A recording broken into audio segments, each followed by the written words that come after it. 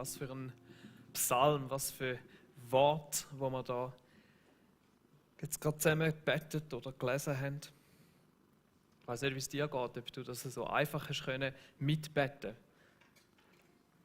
Oder ob es dir vielleicht eher so gegangen ist wie dem, der den Psalm 22 geschrieben hat. Das war zwar wahrscheinlich die gleiche Person gewesen, aber im Psalm 22 heißt es: Mein Gott, warum hast du mich verlassen?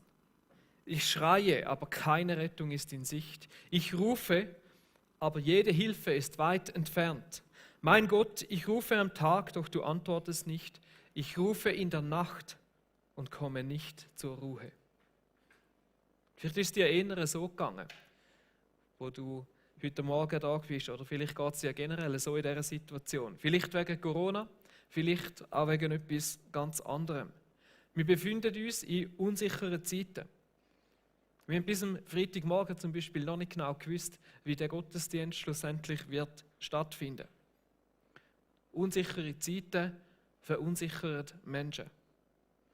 Vieles, was schon immer getragen hat und gehabt hat, hebt vielleicht plötzlich nicht mehr gleich. Ist plötzlich nicht mehr so sicher, wie es immer war.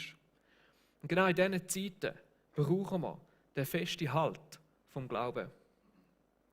Und genau in diesen Zeiten wünschen wir uns umso stärker, Gott zu erleben und zu sehen. So wie wir das in dem Psalm 23 vielleicht gehört haben. Aber was, wenn es dir schwierig fällt? Wenn du dich so fühlst wie der David im Psalm 22. Mein Gott, warum hast du mich verlassen, wenn du ihn nicht spürst? Es zeigt sich immer wieder, dass es anscheinend der einen Menschen einfacher gelingt, so Gott zu begegnen und anderen irgendwie weniger. Viele Leute erleben Gott gerade in herausfordernden Situationen als einen Felsen, wo sie versorgt, wo es Sicherheit gibt, wo übernatürlichen Frieden in ihr Leben hineinbringt. Und auch der Psalmist, oder, im Psalm 22 zählt auf von früheren Generationen, die sich auf Gott haben können verlassen, im Vers 5 und 6, wo er sagt: Hey, unsere Vorfahren haben sich auf dich verlassen. Du hast ihnen immer wieder geholfen. Zu dir schrien sie und wurden gerettet. Sie vertrauten dir und du hast sie nicht enttäuscht. Und dann fragt er: Und was ist mit mir? Und was, wenn es dir genau gleich geht? Wenn du keinen so einen bombensicheren Glauben hast, wo selbst in den schwierigsten Situationen einfach verhebt, wenn du Fragen hast, wenn du Zweifel hast oder du merkst, wie sich die Zweifel anfangen einschleichen. Es muss wirklich nichts mit Corona zu tun haben. Vielleicht bist du jemand, der mal so einen festen Glauben gehabt hat und plötzlich merkst, irgendwo verhebt es für mich nicht mehr gleich. Irgendwo dreht der Glaube nicht mehr gleich, wie es auch mal war. Und es soll jetzt nicht eine Corona-Predigt werden, aber es ist eine Predigt für all die Fragen haben, wo es nicht unbedingt so einfach fällt, einfach zu glauben. Aber auch trotzdem auch für die können glauben und wo stark sind im Glauben. Weil die Fragen und Unsicherheiten, die gehören mit dazu zum Glauben. Und unabhängig, ob du jetzt gerade aktuell davon betroffen bist oder nicht, glaube ich, ist es wichtig, dass wir Wege haben oder Strategien wissen, wie wir mit dem umgehen können. So dass, wenn es dich trifft oder wenn es jemanden trifft aus deiner Umgebung, wo vielleicht so eine Zeit durchmachst, dass du kannst eine Hilfe sein kannst. So Fragen und auch Zweifel sind einfach ein Teil von unserer Realität. Sie gehören zum Leben mit dazu. Seit dem Sündenfall, das war der Anfang, wo die Schlange das eingestreut hat, gesagt: Hat Gott wirklich? Und schon sind sie da gewesen. Aber im Allgemeinen in unserem Leben ist es nicht immer so, dass das gerade so offensichtlich ist, dass da irgendwo der Teufel uns etwas einflüstert. Aber so Fragen fangen an dort, wo sich eine Diskrepanz auftut in unserem Leben. Nämlich zwischen dem, was wir glauben und wie wir unser Leben leben oder erfahren. Eine Diskrepanz zwischen dem, was wir glauben und erfahren. Das ist eigentlich logisch, oder? Ein einfaches Beispiel: Ich bin eigentlich ganz sicher, dass die Steffi mich liebt. Auf das zähle ich. Das glaube ich. Aber wenn meine Erfahrung mit der Steffi immer ist, dass sie mich anhässelt, dass sie hässig ist auf mich, dass sie mir ihre Liebe nicht zeigt, dann fangen irgendwann die Fragen an. Am Anfang vielleicht noch nicht. Am Anfang sage ich, ja, sie hat gerade ein bisschen viel Stress oder so. Aber irgendwann fangen die Fragen an, liebt sie mich wirklich? Müsste sie denn das nicht irgendwo auch zeigen? Müsste sie sich dann nicht anders verhalten mir gegenüber? Das ist dann, wenn Glaube und Erfahrung nicht übereinstimmen. Und genau das Gleiche passiert manchmal mit Gott. Dass eine Diskrepanz sich auftut zwischen dem, was man glaubt und dem, wie man Gott erlebt. Und manchmal hat das, oder sehr oft ist das im Zusammenhang auch mit verschiedensten Situationen. Und das kommt manchmal schleichend, manchmal kann das aber auch urplötzlich kommen. Es kann durch eine spezielle Lebenssituation, eine Krise kommen, das Ende von einer Beziehung, die wir nicht erwartet haben. Ein Betrug, vielleicht die Scheidung, ein unerfüllter Kinderwunsch, der plötzliche Tod von einer geliebten Person, wo man einfach nicht verstehen können. Krankheit, die plötzlich in dein Leben hineinbricht. Und plötzlich sind es da die Fragen nach dem Warum. Warum hat denn Gott nicht eingegriffen? Warum hat er nicht geheilt? Warum lässt ein liebender Gott so etwas zu? Ich hatte so einen Moment bei der Scheidung von meinen Eltern. Und ich fragte dann, warum Gott? Warum meine Familie? Warum nicht irgendwo eine andere? Aber wir glauben doch an dich. Wieso passiert das in meiner Familie? Oder mir geht es manchmal so, wenn ich Menschen sehe aus unserer Kirche, die täglich mit Schmerzen konfrontiert sind und sich auch keine Besserung abzeichnet, trotz Gebet, trotz viel Glauben. Und ich verstehe es manchmal nicht und sage, warum Gott? Auch andere Erfahrungen können so etwas auslösen. Zerbrochene Träume, vielleicht auch ein Geschäft, das wegen Corona den Bach durchabgeht, ein zerstörter Lebenstraum, aber auch schlechte Erfahrungen mit Christen oder mit Kirchen, Manipulation.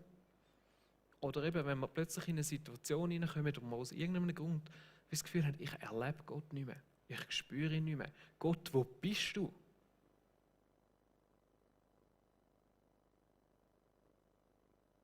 So Fragen gehören dazu. Manchmal gibt es auch im Umgang mit der Bibel. Schwierige Bibelstellen im Alten oder auch im Neuen Testament, die wir irgendwie nicht einordnen können, die für uns so wie nicht dazu passen, zu dem liebenden Gott, den wir doch kennen. Oder wenn du proklamierst Bibelstellen über dein Leben, sie betest, glaubst für Heilung, aber eben trotzdem nicht geheilt wirst und dich fragst, warum erhört Gott die Gebete nicht? Und dich dann fragst, meint Gott wirklich gut mit mir? Müsste er denn nicht anders sein? Und plötzlich, so kommen die Fragen auf, sind plötzlich ein Teil von unserem Leben und führen vielleicht sogar manchmal zu einer Glaubenskrise. Auch das gibt es. Und ich möchte eines Wichtiges an dieser Stelle festheben. Es ist im Fall okay, so Fragen oder auch Zweifel zu haben. Für Gott ist es absolut in Ordnung. Er kann damit umgehen. Es gibt in der Bibel ganz viele Berichte von Menschen, die auch so Fragen hatten, die Zweifel hatten. Und Gott konnte damit umgehen. Einer, wo die meisten von uns kennen, ist der Jünger Thomas, oder wo man manchmal sagt, der ungläubige Thomas oder der Zweifler, der nicht einfach geglaubt hat, nur weil die anderen Jünger erzählt haben, Jesus ist schon verstanden, sondern der gesagt hat, hey, ich muss es sehen. Ich glaube das nicht einfach so, ich muss das irgendwo sehen. In Johannes 20 kann man das nachlesen. Und Jesus hat ihn nicht tadelt dafür, sondern er ist auf ihn eingegangen. Er hat ihm seine Hände angestreckt. Und also richtige Glaubenshelden aus der Bibel, wie der Mose oder der David, lesen wir, dass sie Zweifel hatten. Die Psalmen berichten von den Zweifeln, die der David hatte, von den Fragen, wo er geplagt worden ist, wie im Psalm 22. Und er gesagt hat, Gott, warum hast du mich verlassen?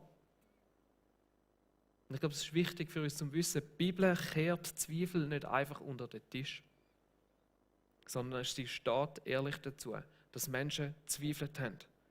Selbst in speziellen Situationen, selbst dort in Matthäus 28, wo Jesus sich das letzte Mal mit seinen Jüngern getroffen hat, wo er ihnen den Missionsbefehl gegeben hat. Im Vers 17 heißt es dort, die 11 Jünger gingen nach Galiläa zu dem Berg, den Jesus ihnen genannt hatte. Als sie ihn dort sahen, fielen sie vor ihm nieder. Einige aber hatten Zweifel. Selbst dort.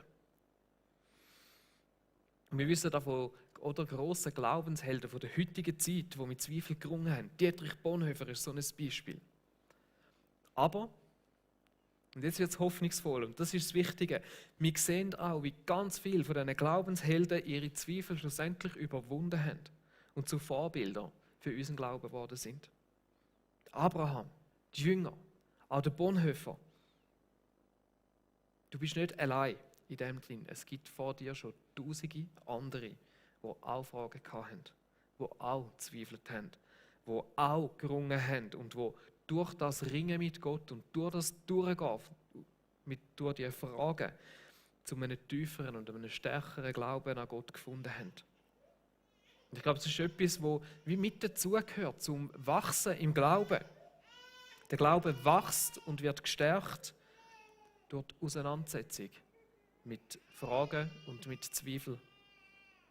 Und ich möchte dich ermutigen und dir in dem Sinne auch Hoffnung zusprechen, die Fragen und die Zweifel von deinem Leben ernst zu nehmen. Und aber auch zu wissen in dem Sinne, hey, es sind schon andere durch das durchgegangen und sie haben trotzdem können zu einem starken Glauben finden, ohne dass sie wegen dem den Kopf ausschalten dabei. Und ich möchte heute mit uns ein paar Möglichkeiten anschauen oder euch helfen, die aufzuzeigen, wie du ganz konkret mit so Fragen und mit Zweifeln umgehen kannst, damit du an diesen Fragen und Zweifeln eben nicht einfach scheiterst, sondern ihnen nicht hilflos ausgeliefert bist. Und ich möchte ein paar Punkte euch mitgeben, die euch helfen können, wie das angeht. Das Spannende ist, was mir auffallen ist, dass sehr oft die Zweifel und die Fragen an ganz konkrete Fragen festgemacht sind. Und dass es schnell passiert, dass wir vor allem auf das eine schauen, wo wir irgendwo nicht mehr begreifen und wo uns irgendwo Mühe macht und vor lauter vergessen, was wir eigentlich alles noch glauben. Und ich glaube, das ist das Erste. Oder? In so einer Phase von Grossen und Zweifeln kann es sich anfühlen, als würde alles sichere Terrain, wo du vorher drauf gestanden bist, plötzlich nicht mehr tragen. Als wäre es plötzlich nicht mehr sicher. Und das Erste, was wir machen in dem Inne, ist festen Boden suchen. Das ist der erste Schritt, nochmal zurückgehen auf einen festen Boden. Den Blick nicht auf das richten, was unsicher ist, sondern auf das, was noch trägt. Und mit dem, was noch trägt, meine ich zum Beispiel so Kernüberzeugungen über Gott und die Welt, wo du nach wie vor glauben kannst, die für dich immer noch stimmen. Weil meistens sind die weiterhin vorhanden. Manchmal sind sie vielleicht auch schon ein bisschen zugeschüttet und dann muss man es wirklich nochmal schnell ein bisschen führen. Sich mal fragen, was sind denn meine Kernüberzeugungen? Was glaube ich? Und lohnt es sich wegen dieser einen Frage, all das andere zu hinterfragen und zuzuschütten? Mal einen Schritt zurück zu machen. Versuchen, den Glauben auch mal losgelöst von dieser einzelnen Frage zu betrachten, wie zum Beispiel eben, warum Gott mich nicht heilt oder wo du dir unsicher bist, wie fest er dich liebt. Und fragen, was glaube ich denn trotz allem noch? Und ganz ehrlich, manchmal hilft es da einfach, bei den ganz existenziellen Sachen anzufangen. Ein paar Sachen, wo ich habe selten jetzt so mega grosse Ziele, aber ab und zu gibt es auch, dass mal irgendwo so, dass sich wie einschleicht und nochmal muss man sagen, hey, was ist mein fester Boden? Oder? Und das eine ist die Einzigartigkeit von der Schöpfung und die Stellung, die wir Menschen drin haben. Wie das ganze Universum so unfassbar fein auf alles so abgestimmt ist und wie nur ganz, ganz wenig müsste anders sein und es gäbe uns alle nicht.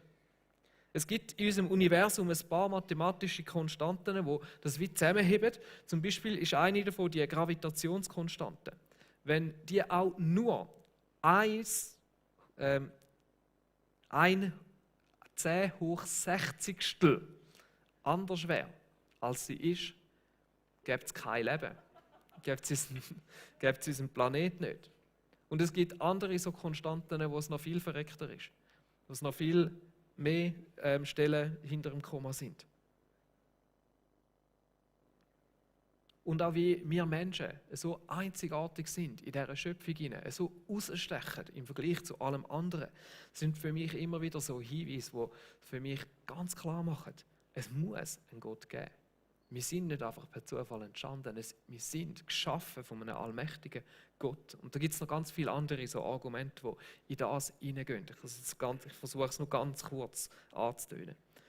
Jetzt etwas weiteres, was mir immer wieder hilft in dem ist die Historizität von Jesus und von der Auferstehung. In der Wissenschaft ist es unumstritten, dass es Jesus gegeben hat. Und dass die neutestamentlichen Texte verlässlich über Jesus berichten, weil sie viel vertrauenswürdiger sind als die meisten anderen historischen Dokumente aus so weit entfernten Zeiten. Und dazu ist Jesus auch außerhalb der Bibel bezeugt. Man weiß, dass Jesus gelebt hat. Niemand zweifelt das an. Und auch für die Jünger ist es anscheinend so klar gewesen, dass Jesus so verstanden ist, dass sie ihr Leben für das aufs Spiel gesetzt haben. Auch wenn vielleicht die einen, so wie wir gelesen haben, zwischendurch einmal Zweifel gehabt. Und auch das ist nochmal ein Hinweis darauf, dass es eben wirklich, dass die Bibel da authentisch darüber berichtet. Weil wenn es irgendetwas hätte müssen faken, dann wäre definitiv, hätte niemand in die Bibel hineingeschrieben, dass sie zwischendurch einmal noch zweifelt haben. Es ist Realität. Die Bibel ist zuverlässig. Und die Frage ist dann höchstens, wer ist Jesus gewesen? Und auch dort lässt er uns relativ wenig Optionen. Vielleicht kennen wir das berühmte Statement von Bono, der gesagt hat, hey, Jesus lässt uns nicht eine andere Wahl. Entweder ist er das gewesen, was er gesagt hat, oder sonst ist er crazy gewesen. Aber irgendetwas zwischendurch gibt es nicht. Und dann etwas anderes mega Wichtiges in dem sind unsere eigenen Erfahrungen und Erlebnisse, die wir mit Gott gemacht haben. Ich glaube, die meisten von uns haben so einschneidende, krasse Erfahrungen mit Gott gemacht. Wir haben Gott erlebt. Ich habe erlebt, wie Gott mich mit 16 komplett verändert hat. Wo ich innerhalb von einem Camp eine andere Person geworden bin. Und manchmal gibt es, dass ich das wie vergesse, weil das wie nicht mehr bewusst ist. Mir irgendetwas will einreden, dass das vielleicht gar nicht so passiert ist. Aber ich weiß es besser. Es ist so gewesen.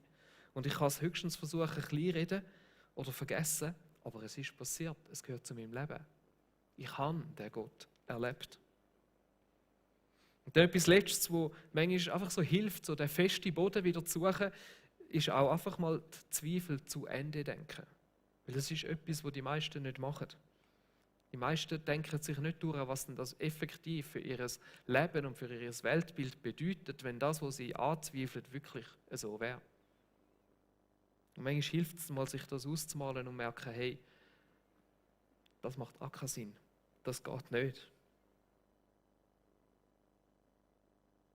Und es ist spannend, wie hinter den meisten so Zweifel oder manchmal auch Argumente, die Leute gegen den Glauben bringen, eigentlich Annahmen stecken und nicht Facts. Und nichts, wo irgendwie sicherer wäre als das, was wir glauben, sondern ganz viele andere Glaubensgrundsätze. Halt einfach andere.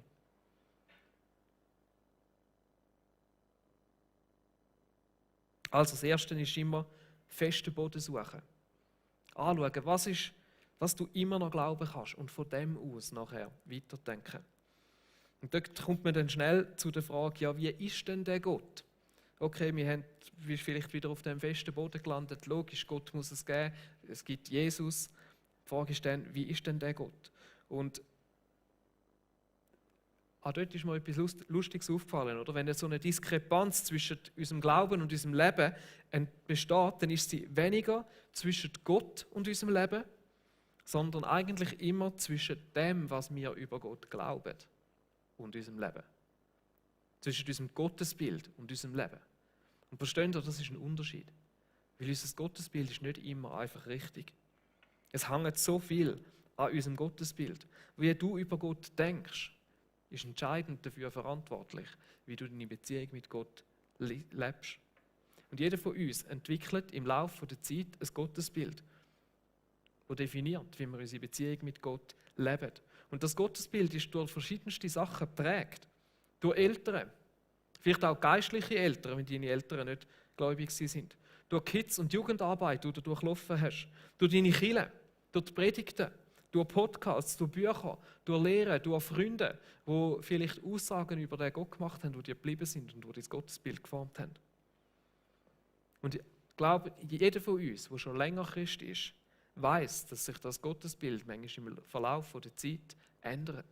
Dass wir irgendwann merken, dass gewisse Aussagen über Gott, wo wir so geglaubt haben, wo wir plötzlich gemerkt haben, die stimmen eigentlich so gar nicht. Wo sich unser Gottesbild verändert, manchmal erweitert, manchmal jetzt enger, aber es verändert sich, weil wir feststellen, dass gewisse Sachen nicht so eindeutig sind, wie wir es vielleicht manchmal geglaubt haben. Ich glaube zum Beispiel, haben viele von uns früher Erfahrungen gemacht mit einem sehr gesetzlichen, mit einem strafenden Gottesbild. So im Sinn von, wenn du etwas Schlimmes erlebst, dann ist das eine Strafe, weil in deinem Leben irgendwo noch Sünde rum ist. Und Gott sei Dank haben viele von uns entdeckt, dass die Bibel ein anderes Gottesbild zeigt. Aber sehr oft ist unser Gottesbild und von Aussagen und Überzeugungen über Gott prägt, wo manchmal nicht in allem einfach falsch sind, aber wo häufig eben auch nicht allgemeine Wahrheiten über Gott sind, wo man so eindeutig kann nehmen kann. Es gibt so Beispiele, wie Gott, wo man manchmal das Gefühl hat, Gott beschützt mich vor allem Bösen, wenn ich so lebe, wie er das möchte. Oder dass es Christen muss besser gehen, weil sie ja Jesus haben. Oder dass ein Leben mit Gott finanziellen Segen nach sich zieht. Es gibt Kirchen, die das erzählen, die so ein Gottesbild lehren. Aber häufig ist es auch viel subtiler. Wir glauben an Gottes Gerechtigkeit, aber die Frage ist, nach meinem Gerechtigkeitsverständnis oder nach Gottes Gerechtigkeitsverständnis? Und wir glauben, dass Gott alle Menschen heilt. Und ich muss nur fest genug glauben, dass das passiert. Und im Umkehrschluss würde das bedeuten, wenn Gott eben nicht heilt, dann hast du einfach zu wenig geglaubt. Und dann sind wir plötzlich wieder bei einem Leistungsglauben. Und oft sind es genau solche Überzeugungen, die uns schlussendlich zu Fragen führen, die Zweifel in uns auslösen, die uns verunsichern, weil wir Gott nicht so erleben. Wenn Gott trotz allem beten, dann eben doch nicht heilt. Wenn ich glaube, aber irgendwo anscheinend, obwohl ich mich so anstrenge, habe ich anscheinend nicht genug Glauben. Wenn dir Böses oder Leid widerfährt und du hast gar nichts falsch gemacht und du fragst dich, woher kommt das? Und das sind so die Momente, oder, wo sich die Spannung auftun. Und es sind die Momente, wo ich dich möchte ermutigen drin, gerade heute speziell, dich mit dem Gott auseinandersetzen. Mit dem Gott, der grösser ist als unsere Gottesbilder. Wo grösser ist als vielleicht die manchmal gut gemeinten Antworten und Ratschläge, wie wir sie manchmal in so Situationen überkommen. Im Jesaja 55, 8 bis 9 heißt: Meine Gedanken sind nicht eure Gedanken und meine Wege sind nicht eure Wege. Denn wie der Himmel die Erde überragt, so sind auch meine Wege viel höher als eure Wege und meine Gedanken als eure Gedanken. Und ich weiß, die Situation, die hilft jetzt vielleicht uns nicht gerade in so einer Situation, wo wir von so Zweifel plagt sind. Und darum sage ich, es lohnt sich mit diesen Fragen oder eben mit diesen Spannungen, die sich manchmal in unserem Glaubensleben auftun, genauer auseinandersetzen. Das kann sein, indem du Bücher über die Thematiken liest, indem du Gespräche führst mit Menschen, indem du selber tiefer in der Bibel gehst, forschen, was sie wirklich sagt, in ihrer Gesamtheit und nicht einfach nur auf einzelne Ausschnitte bezogen. Indem du vielleicht auch mal mit jemandem redest, der sich schon ausführlicher mit so einem Thema beschäftigt hat. Weil ich glaube, sonst geraten wir in eine Gefahr, dass wir an dem entweder zerbrechen oder in einen Skiglauben hineingefallen, wo wir unsere Sachen festheben, die wir eigentlich gar nicht mehr wirklich glauben. Oder eben, wo wir dann verbissen versuchen, einen Schlüssel zu finden, wo all das erklärt, warum es eben nicht so funktioniert hat, wie wir es eigentlich gerne gehabt hätten. Und ich kann euch sagen, es gibt Antworten, die weitergehen als die manchmal vereinfachenden und absoluten Antworten, die manchmal eben lieb gemeint sind, aber so lieblos um sich geworfen werden. Aber es sind auch Antworten, die ehrlich Spannungen aufzeigen, die es im Glauben gibt. Und nicht einfach jede Spannung sich auflöst und wir zu allem nachher eine Antwort haben. Aber es sind Antworten, die dich in eine grössere Tiefe und Weite im Glauben hineinbringt. Wo du kannst entdecken, dass die Bibel ein grösseres Bild von Gott zeigt. Ein weiterer Gott, als wir manchmal mit unseren Gedankenmustern irgendwo versuchen zu erfassen. Ein Gott, und das hören wir manchmal einfach nicht so gern, der eben unfassbarer ist, als wir denken.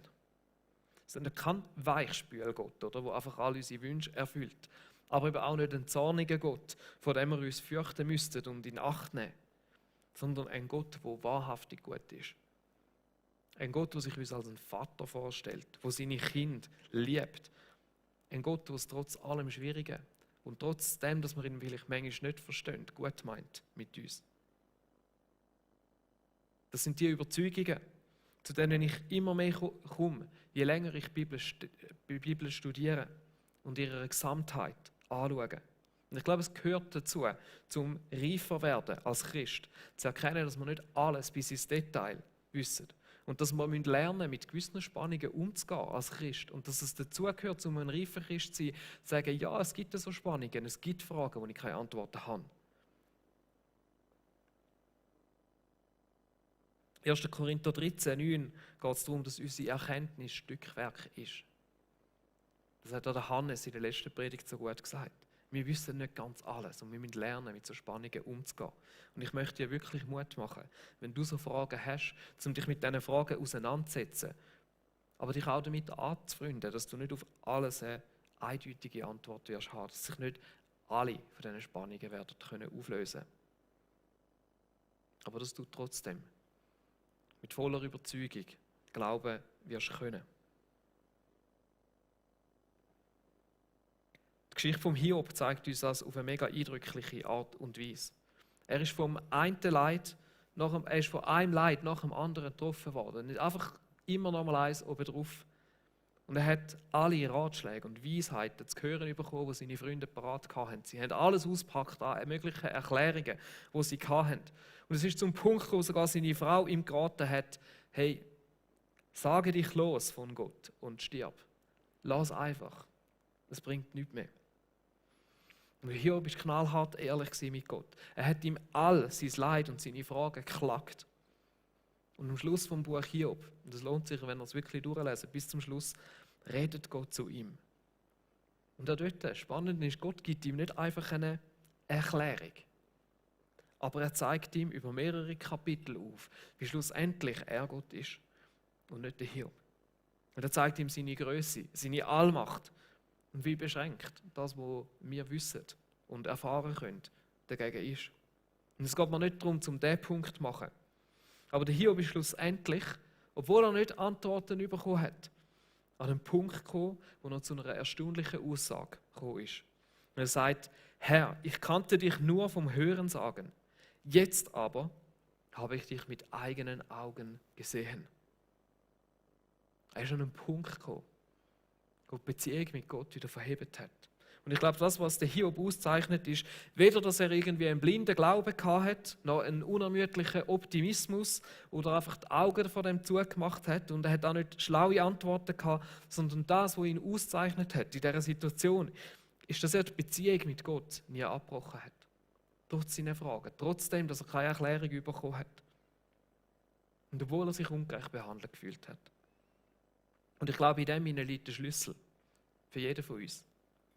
Unser Glauben ist viel mehr als einfach nur irgendein Framework von richtigen oder falschen Aussagen. Es ist mehr als einfach, ich habe da ein paar Glaubenssätze und die muss ich glauben und können sagen, ja, so ist es.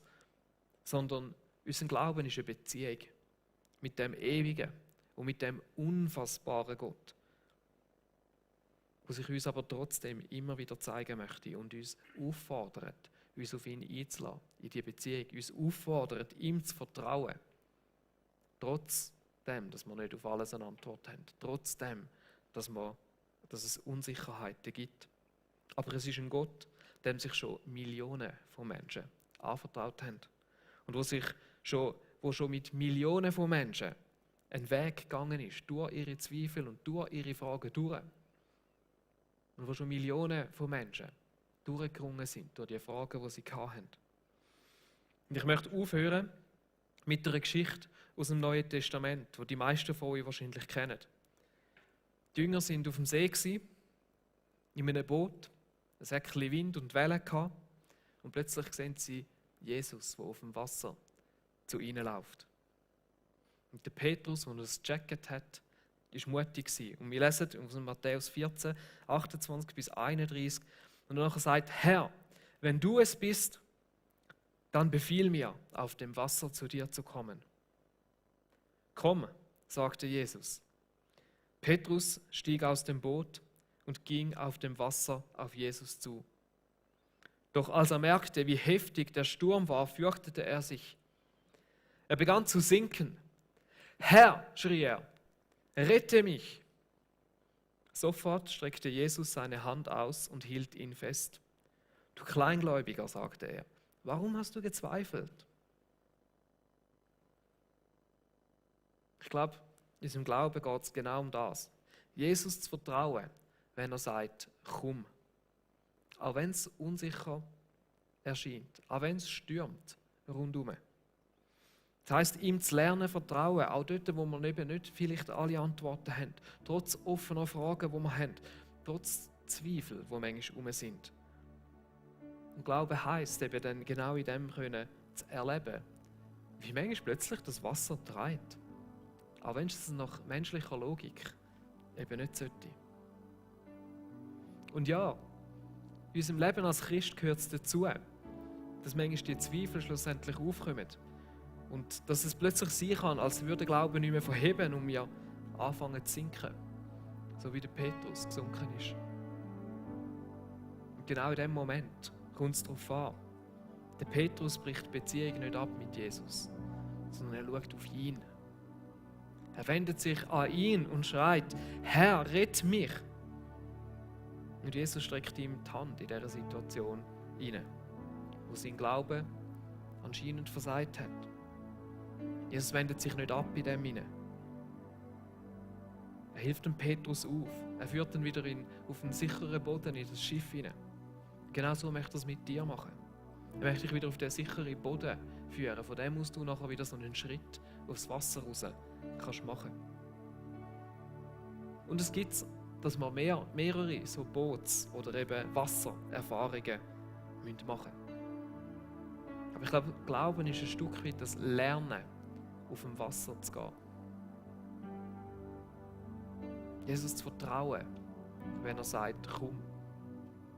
Trotz Unsicherheit. Das Ausprobieren, das aus dem Boot raussteigen. Und uns retten lassen, wenn wir uns irgendwo verlieren. Aber stell dir vor, das Leben, wenn du tatsächlich auf dem Wasser gehst und es dreht. Ich möchte dich zum Schluss von dieser Predigt fragen, hey, wo ist es vielleicht für dich dran, einen Schritt aus dem Boot raus zu machen und dem, wo du so vielleicht in Theorie bis jetzt geglaubt hast, das Vertrauen schenken. Oder dort, wo es dir schwierig gefallen ist, dich aufzumachen und zu sagen, ich vertraue dem Gott nochmal.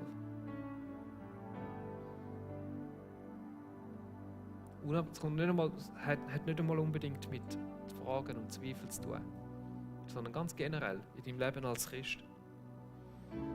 Aber vielleicht hat es auch einige unter uns oder im Livestream, die zuerst wieder den festen Boden unter den Füßen finden müssen. Das ist voll okay. Und vielleicht ist es für andere daran, sich genauer mit ihrem Gottesbild auseinanderzusetzen.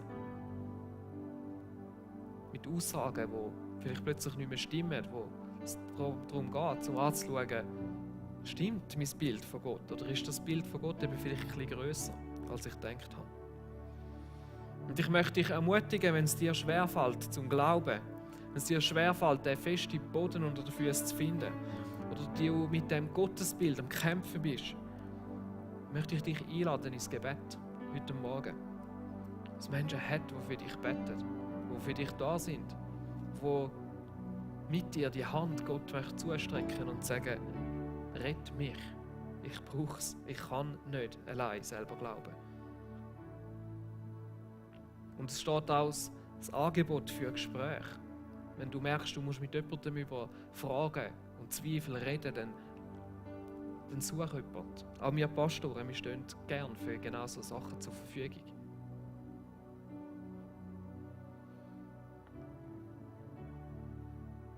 Jesus Christus, ich danke dir, dass wir dürfen auch mal Fragen haben, dass wir dürfen mit unseren Zweifeln zu dir gehen, dass du uns für das nicht irgendwie verurteilst oder bestrafst, sondern dass du uns ernst nimmst in dem hinein. Und ich danke dir, dass es so viele feste Boden gibt, wo wir drauf stehen können, die heben. Dass du so viel grösser bist, als wir es erfassen können. Dass wir, egal wie lange wir Christ sind, immer wieder so neue Seiten an dir entdecken können, die unser Bild einfach nochmal neu sprengen, die es grösser machen, weitermachen, die Spannungen aushalten. Und Jesus, ich bitte dich für all die so Fragen haben. Für all die, wo es schwierig fällt zum Glauben. Du siehst, mit welchen Fragen das es zusammenhängt. Ich möchte dich bitten, dass wir in dieser Situation einfach rufen können, Herr, rette mich. Wir dürfen erfahren, dass du uns rausziehst, dass du uns wieder auf festen Boden führst. Von dem aus wir wieder einen Schritt machen können auf das Wasser raus, dass wir lernen dürfen, auf dem Wasser laufen.